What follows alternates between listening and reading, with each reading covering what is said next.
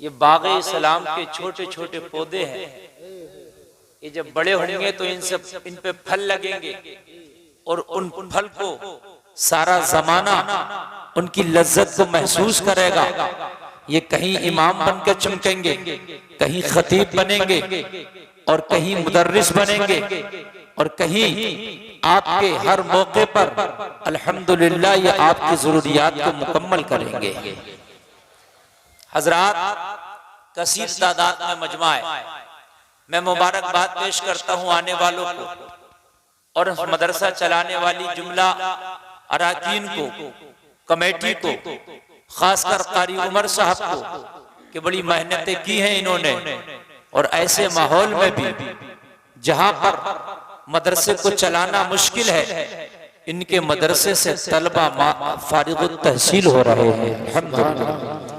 और उनके सर पर दस्तार, हिफ्ज़ की दस्तार रखी जाएगी और वो दस्तार ऐसी होगी कि क़यामत में वो ऐसा ताज बनकर चमकेगी कि उसकी चमक से जमाना कहेगा ये कौन है। तो जवाब मिलेगा ये वो हैं जिनके सीनों में 30 पारे इन्होंने हाफिजा कर लिए थे।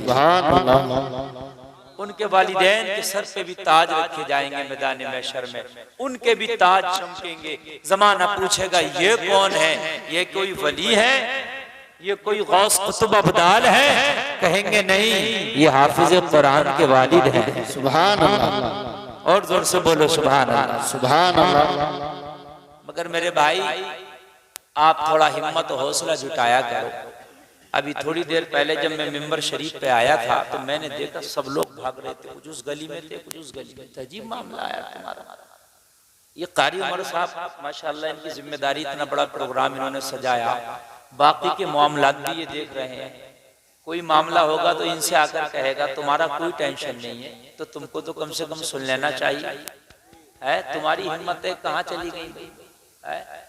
2-3 लोग अगर आ जाएं, उनकी भी जिम्मेदारी है भाई, वो ड्यूटी पे हैं। अगर वो आ रहे हैं, पूछ रहे हैं कोई, तो ये कारी उमर साहब से पूछेंगे, वो जवाब दे देंगे, बात खत्म हो गई, है ना। लेकिन तुमको कोई सूली पर नहीं चढ़ाएगा। लेकिन इतना कामयाब जलसा, भी जरा सी बात हो जाए तो एकदम से आप भगदड़ मचा देते हो। अजीब मामला है। लॉकडाउन लगा था, अभी मने कर रहे थे कि भाई नमाज ना पढ़ने आओ मस्जिद में, तो जबरदस्ती आ रहे थे, नहीं हम तो आएंगे। मैं सही बता रहा, जबरदस्ती आ रहे थे, हम तो आएंगे। मस्जिद का इमाम परेशान था, भाई मत आओ। देखिए, शरीयत ने वहां इजाजत दी और हमने पूरा सपोर्ट किया शासन का।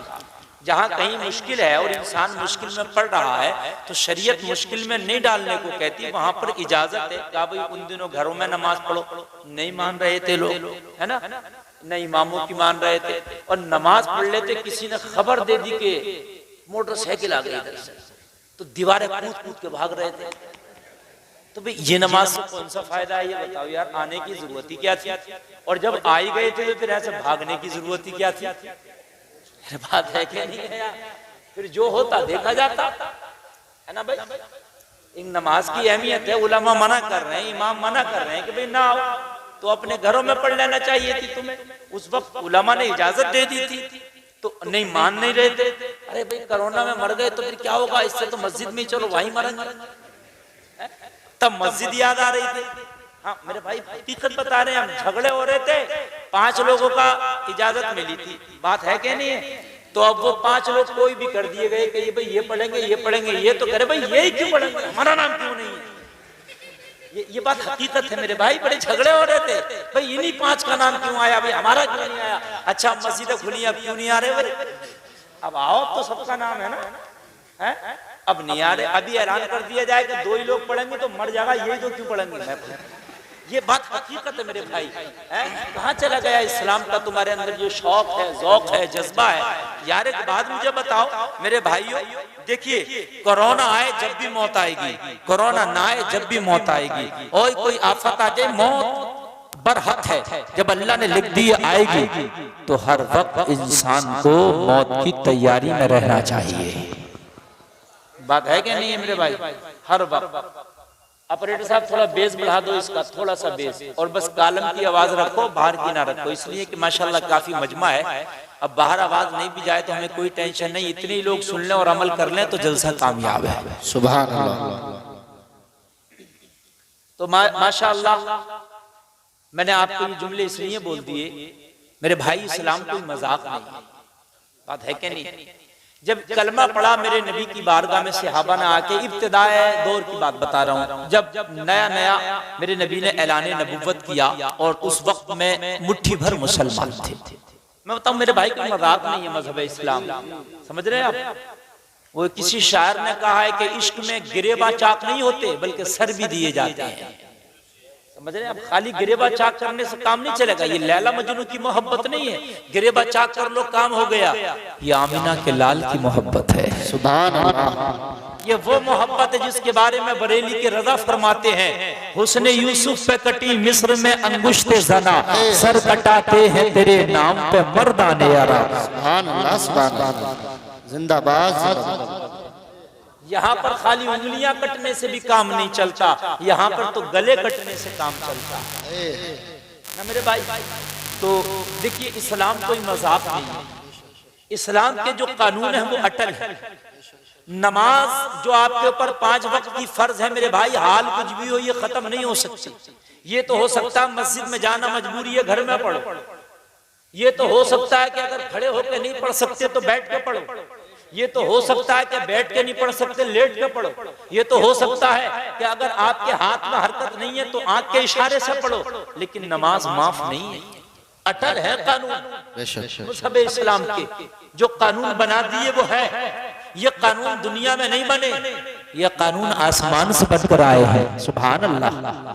मज़हब इस्लाम कोई दुनियावी मजहब नहीं है, ये हम नहीं बदल सकते मेरे भाई। एक बात बताऊं, दुनिया का कानून है, दुनिया उसको बदलती भी है, बनाती भी है, बदलती भी है। दुनिया के कितने कानून हैं देखिए। अभी एक कानून है कि 18 साल उम्र होनी चाहिए लड़की की शादी के लिए, ये कानून है कि नहीं है? जी, जी। अब उसमें संशोधन की मांग की जा रही है कि उसको 23 किया जाए, हो रहा कि नहीं हो रहा। और भी बहुत से कानून ऐसे हैं कि पहले कुछ थे वो बदल दिए गए लोगों, मगर मजहब इस्लाम का कानून ऐसा है, खुदा की कसम, इसको इसके पेशवा यानी मौलवी मुफ्ती अगर चाहे कि इस्लाम का कानून बदल दे तो खुदा की कसम ये मौलवी और मुफ्ती भी इस्लाम का कानून नहीं बदल सकते। कोई मौलाना चाहे कि नमाज फजर की 4 की 3 कर दूं, नहीं हो सकती। कोई मौलाना चाहे सूरज निकलने से पहले फजर की नमाज है, सूरज निकलने के बाद पढ़ दूं, हो सकती है मेरे भाई? नहीं हो सकती यार। ये दुनिया के मजहब हैं जो बदले जाते होंगे, ये मजहब इस्लाम है, ये अटल है, ये बदले ही नहीं जाता है। कौले मोहम्मद कौले खुदा, फरमान न बदला जाएगा, बदलेगा जमाना लाख मगर कुरान न बदला जाएगा। जिंदाबाद। मेरे भाई बड़े आए, कोई इस्लाम को बदलने आया, कोई कुरान को बदलने आया, बड़े आए। मुसलमानों जरा सुनो, अपने मजहब को समझो और अपने आप को समझो।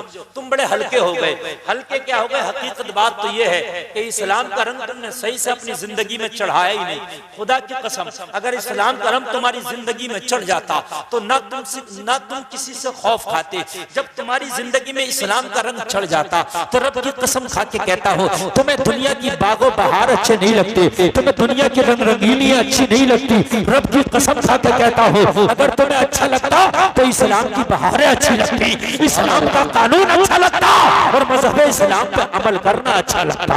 सुभान अल्लाह, सुभान अल्लाह। लेकिन रंग नहीं चढ़ाया, लेकिन रंग नहीं चढ़ाया, इस्लाम का रंग नहीं चढ़ाया। जी, जो रंग है ना वो लोकल वाला चढ़ा हुआ है। नाम है अब्दुल्ला, नाम है अब्दुल रहमान, अब्दुल सत्तार, नाम मुसलमानों जैसा जरूर है मगर रंग चढ़ा हुआ नहीं है मजहब इस्लाम का। रब की कसम खा के कहता हूं, अगर इस्लाम का रंग होता ना तो सुन लो, आगे से लेकर पीछे तक मेरा जुमला, आगे से लेकर पीछे तक मेरा जुमला सुन लो। पूरा मक्का मुखालिफ बना बैठा था बिलाल का।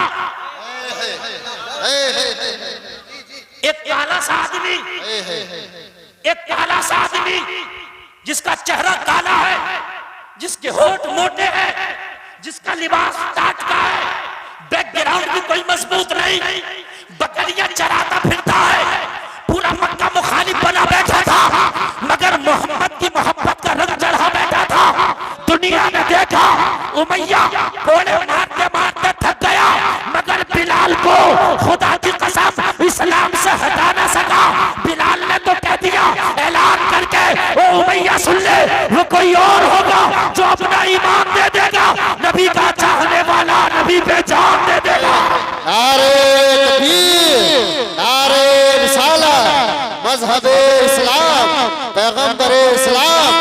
हजरत अल्लामा मुफ्ती गुलफाम रज़ा साहिब किबला नारे तकबीर नारे रिसालत।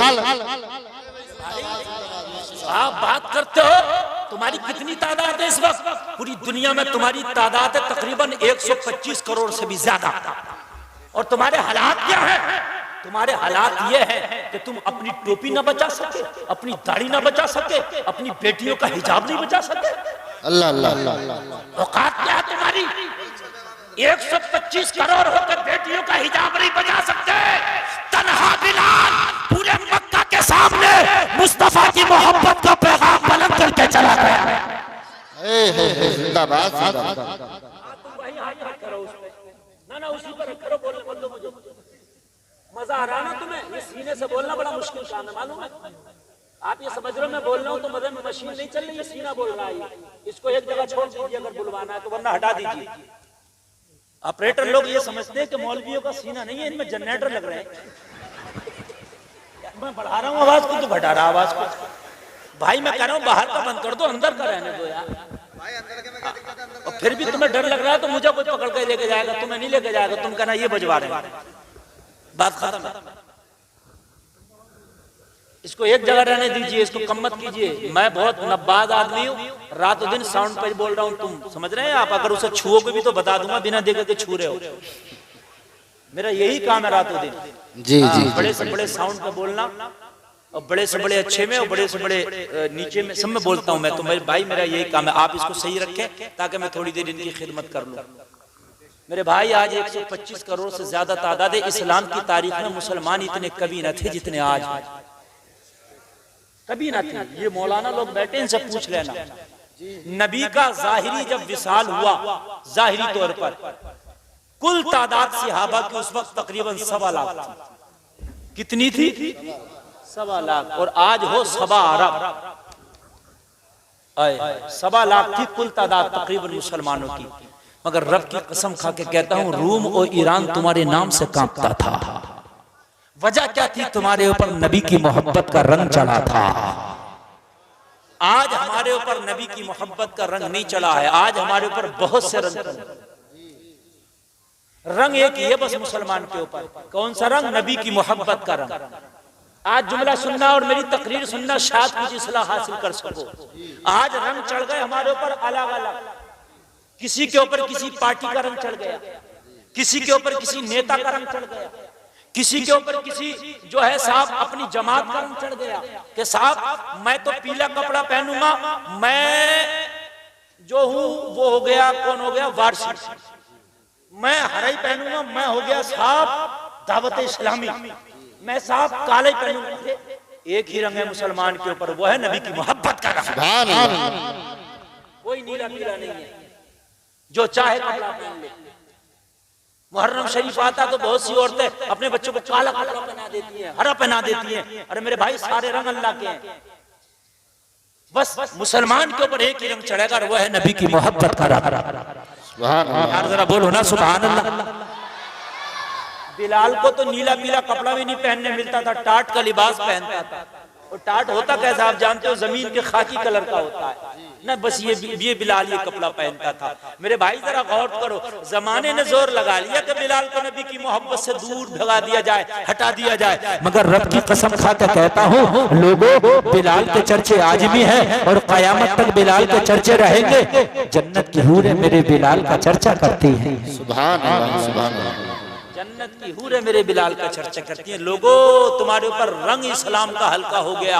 आओ आज मैं आपको अपनी तकरीर के जरिए बता देना चाहता हूँ, इस्लाम का रंग अपनी जिंदगियों में इतना गाढ़ा कर लो कि जिधर से तू गुजरे जमाना का है मोहम्मद का गुलाम जा रहा है, तेरा इंतकाल हो जाए, नबी की सुन्नतों पे अमल कर करके चला जाए, कुरान पढ़ पढ़ के चला जाए, रोजा रख रख के चला जाए, नमाजें पढ़ पढ़ के चला जाए, अल्लाह अल्लाह करके चला जाए। मेरे भाई जरा सुन ले, नबी की सुन्नतों को अपना के चला जाए, मुस्तफा मुस्तफा करके चला जाए, नबी के जरूर पढ़ता पढ़ता चला जाए, नबी का सलाम पढ़ता पढ़ता चला जाए, अपनी जिंदगी को नबी की मोहब्बत में रंग चला जाए। कान खोल के सुनना, जब तेरे पास मौत का फरिश्ता आएगा तुझे कोई खौफ नहीं होगा, मुस्कुरा के तू मौत का इस्तकबाल करेगा, इसलिए कि नबी के गुलामों के लिए मौत मौत नहीं बल्कि जिंदगी का पैगाम लेके आती है।